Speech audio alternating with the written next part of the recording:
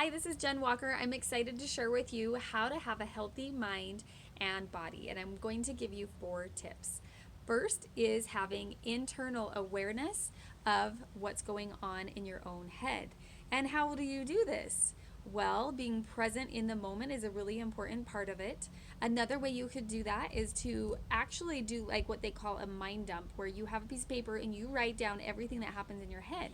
Some of it's subconsciously that you don't really recognize. And so, like, having that process of being aware. Another thing you could do is you could set your phone alarm and have it go off, and then every time it goes off, you are aware of what's going on in your thoughts at that moment. So those are 3 things that you can do within awareness.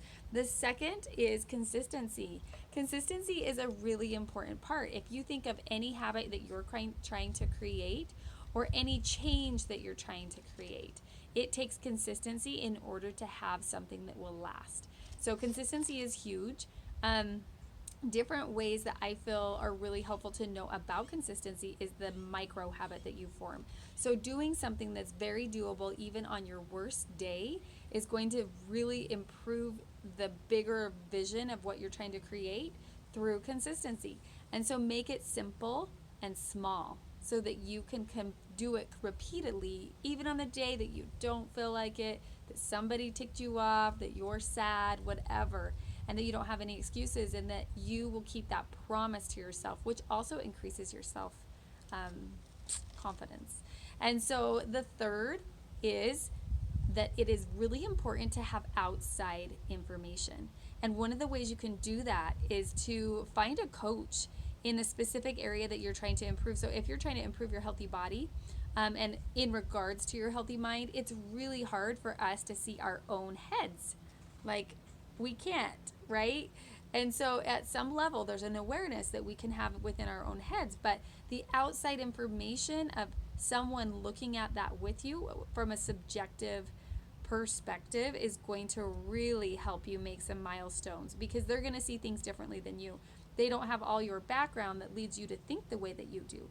And so it's really, when I'm coaching people and they're vulnerable and they're willing to see other sides of things, it really does bless their life. And for me, same is true. And how is it true of what the coach is saying? Because it is relevant in some way if we choose to see that. Otherwise, we'll just be held back.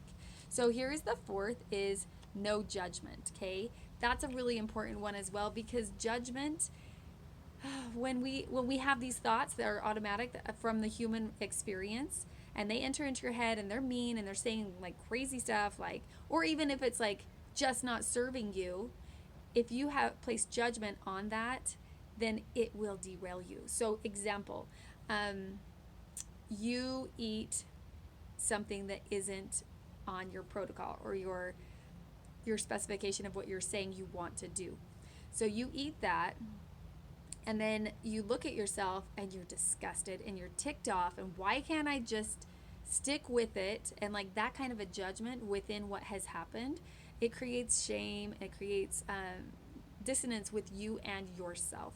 And so what if you looked at it and chose to do this, that you would step back and be like, wow, I've been through a lot throughout my life, and have compassion. That's really important. And I'm just trying to figure this out, and it's not about perfection. And why is it happening? Like, what can I learn? If you ask yourself what you can learn, it really helps you to take away the judgment and to have that compassion. And maybe imagine yourself as you looking at yourself as a child, maybe like the 10-year-old Jen, or even as your own child, like my little daughter Thea, that I am going to choose to look at my own circumstance as if she had done it. Would you be more kind to yourself? So those 4 tips hopefully help you in discovering how you can have that healthy mind and body, because every thought we have leads to a feeling that we have, an emotion in our body, which leads to an action that we take, whether there's inaction or action, and it leads to a result. And if we're not getting what we want, then let's fix it by working on it and learning and growing. Have a beautiful day. Thanks.